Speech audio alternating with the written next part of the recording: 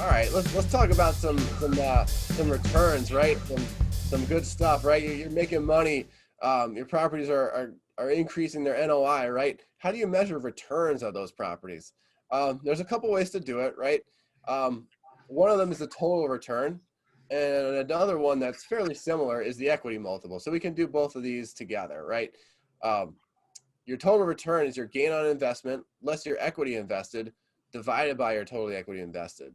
Then your equity multiple is your total cash distributions divided by your total equity invested. And once again, guys, these are showing you your returns, right? How good your property's doing at the end of the day at returning money to your shareholders, to your investors.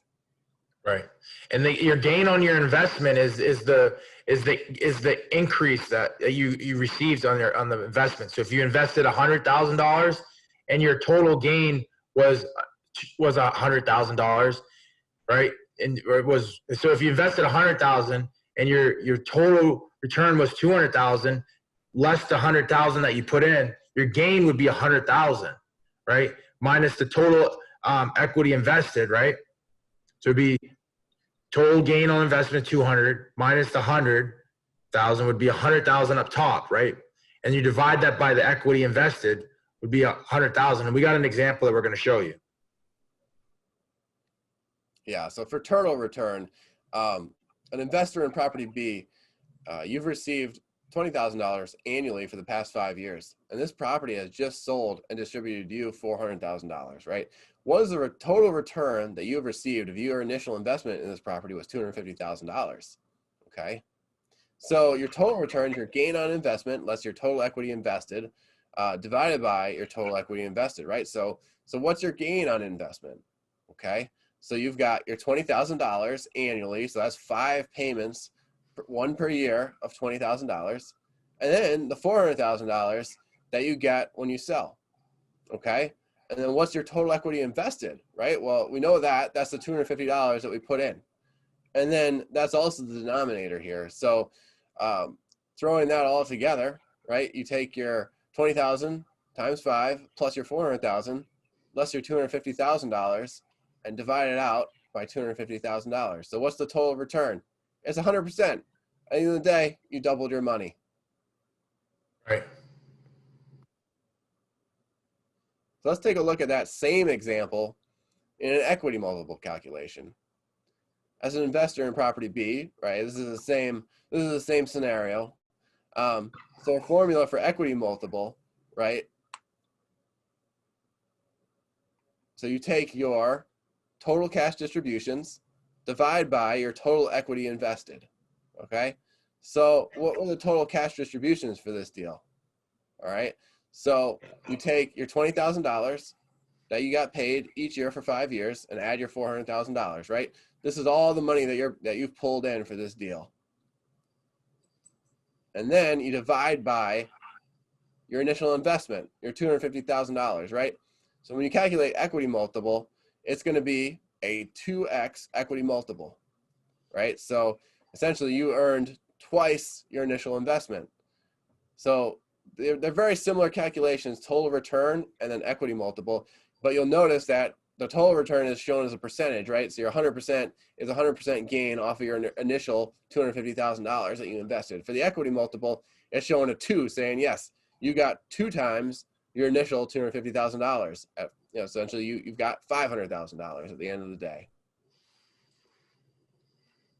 All right, here's another way of measuring returns for your property. The cash on cash return, right? And this is a measure of really how well your property is cash flowing based on the cash that you invested, right?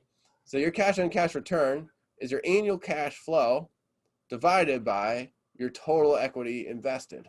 So let's take a closer look.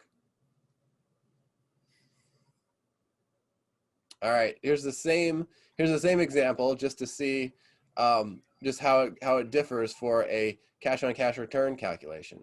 All right, so if we pull up the formula for cash on cash return, your annual cash flow divided by your total equity invested. So $20,000, right? So what was your, so the question is, what is your cash on cash return for year 1? If your initial investment was $250,000, right? So year one, what'd you get? How much cash did you get? $20,000, okay? And then you divide that by your 250. So your cash on cash return for the first year only as 8%, 0.08.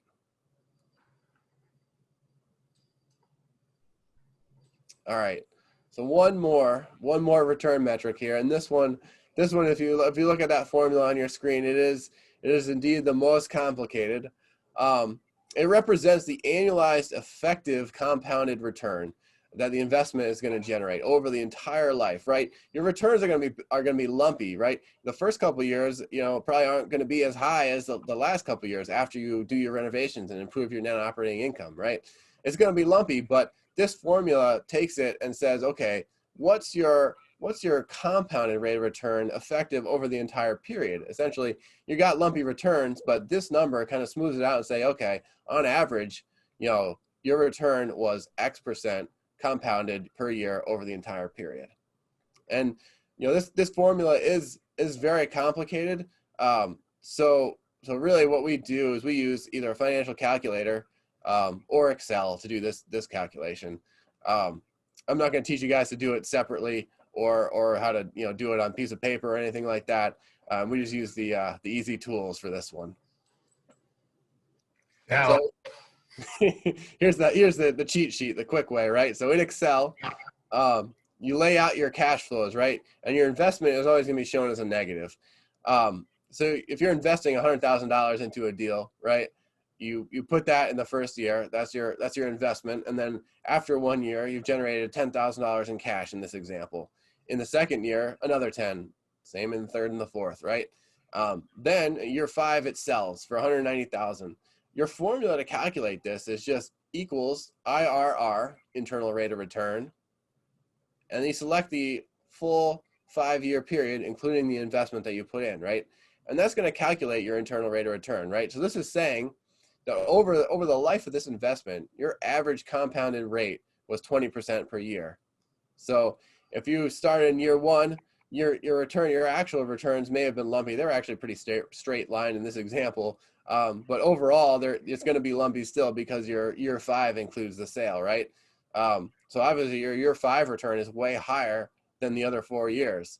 But on average, if you take everything into account, your rate of return for each year to get to your ending total was 20.6%.